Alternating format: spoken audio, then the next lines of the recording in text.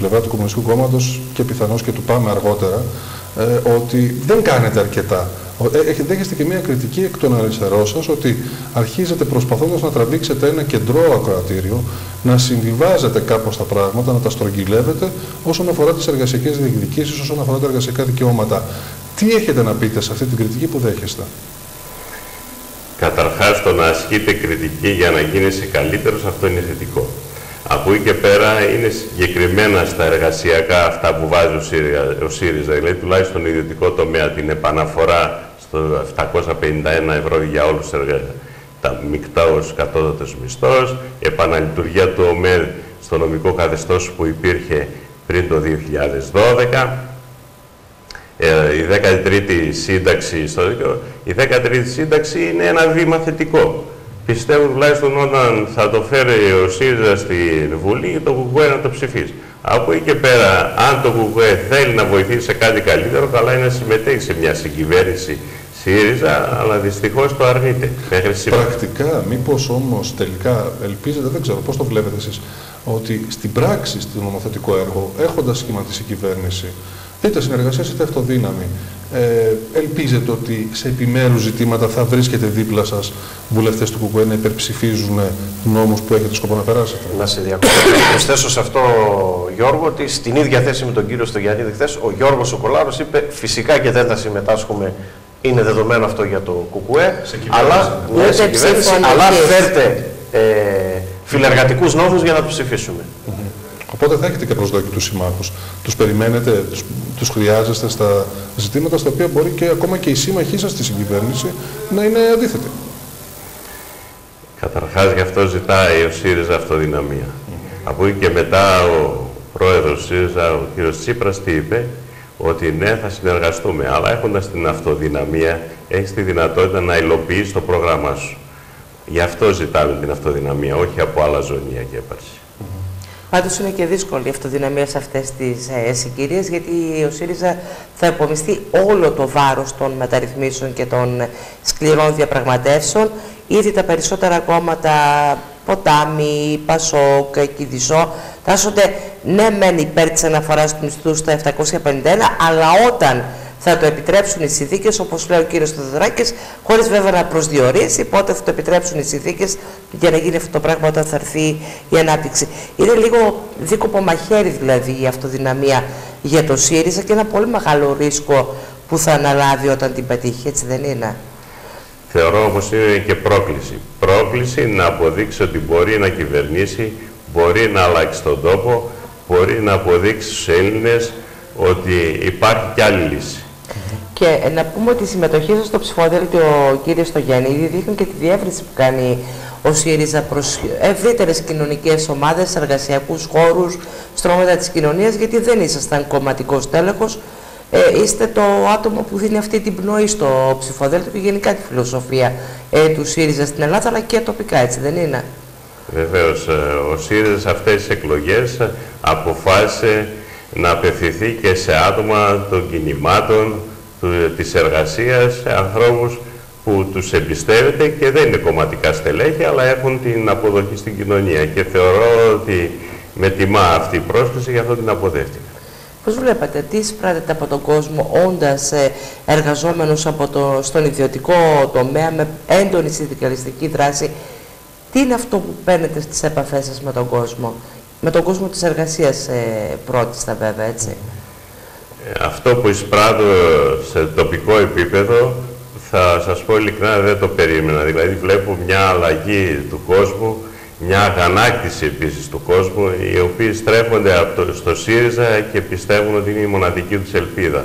Θεωρώ ότι τα ποσοστά, ειδικά σε τοπικό επίπεδο, θα ανεβούν πολύ ψηλά, αλλά πέρα από τον κόσμο της εργασίας, επειδή πηγαίνουμε και στα χωριά, συναντάμε και αγρότες, κτηνοτρόφους, συζητάμε μαζί τους και για τα προβλήματα που έχουν και αυτοί. Όλοι αυτοί μας λένε ότι πρέπει να αλλάξει επιτέλους. Να αλλάξουμε, γιατί ελπίζουμε ότι θα αλλάξει, γι' αυτό θα ψηφίσουμε ΣΥΡΙΖΑ. Μάλιστα. Τώρα βέβαια να περάσουμε λίγο και σε πιο τοπικά ζητήματα. Όχι μόνο τοπικά, σε πιο πρακτικά ζητήματα που αφορούν και το ψηφοδέλτιο του ΣΥΡΙΖΑ. Έτσι, που τοπικά πρακτικά ζητήματα, αν το θες, να το συμβιβάσουμε.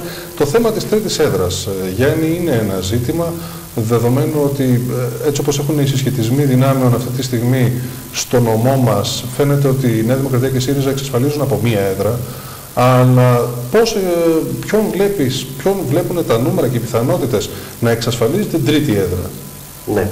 Και επειδή έχουμε και τον κύριο Στογιαννίδη, να πούμε ότι το διακοσμητικό ψηφοδέλτιο του παρελθόντος δεν έχει πια σχέση με το ΣΥΡΙΖΑ. Το ψηφοδέλτιο του ΣΥΡΙΖΑ είναι αγωνιστικό ψηφοδέλτιο και άρα αυτό που είναι και ακριβώς μπορεί να θεωρούμε δεδομένη την έδρα του κυρίου Ζεϊμπέκ, αλλά φαίνεται ότι και τα υπόλοιπα 4 στελέχη του ψηφοδελτίου διεκδικούν τη δεύτερη έδρα. Δηλαδή ο ΣΥΡΙΖΑ διεκδικεί τη δεύτερη έδρα, δεν είναι ένας αγώνας για την τιμή των όπλων, είναι ένας αγώνας που έχει στο βάθος του πολύ σοβαρές πιθανότητες. Να ξεκινήσουμε από τον εκλογικό νόμο, να το θυμίσουμε, το επαναλαμβάνουμε πολλές φορές, ο κόσμος ίσως έχει δηλητηριαστεί από τα συστήματα της ενισχυμένης αναλογικής και τις καραμπόλες που γνώρισε τόσες δεκαετίες, αλλά από το 2007 που εφαρμόζεται ο εκλογικός αυτός νόμος, η κατανομή των εδρών στην Ξάνθη γίνεται με απλή αναλογική και όπως ακριβώς το περιγράφει και ο εκλογικός νόμος, γίνεται με τα υπόλοιπα του αριθμού ψήφων, με τα μεγαλύτερα υπόλοιπα που έχουν τα κόμματα στην Ξάνθη. Αυτό σημαίνει ότι μετά το εκλογικό μέτρο που είναι 33,3%, μετράει το υπόλοιπο αριθμού ψήφων, πρακτικά και το ποσοστό του κάθε κόμματος.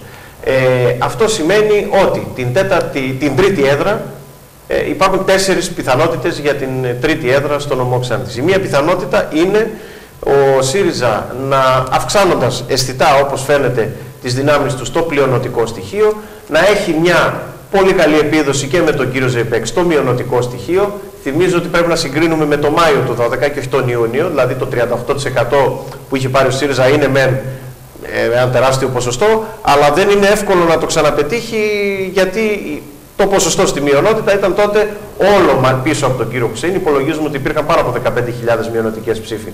Αν λοιπόν επαναλάβει ένα τέτοιο, αγγίξει μια τέτοια επίδοση ο ΣΥΡΙΖΑ, έχει βάλει πολύ σοβαρή υποψηφιότητα για να έχει αυτός την τρίτη έδρα. Να πάμε. Γιάννη, πώς έχασε την τρίτη έδρα ο ΣΥΡΙΖΑ την προηγούμενη φορά? Ο ΣΥΡΙΖΑ είχε 38,5%, το μέτρο είναι 33,3%, άρα είχε ένα υπόλοιπο, ας το πούμε χοντρικά, 5,5 μονάδων. Το δεύτερο κόμμα ήταν η Νέα Δημοκρατία.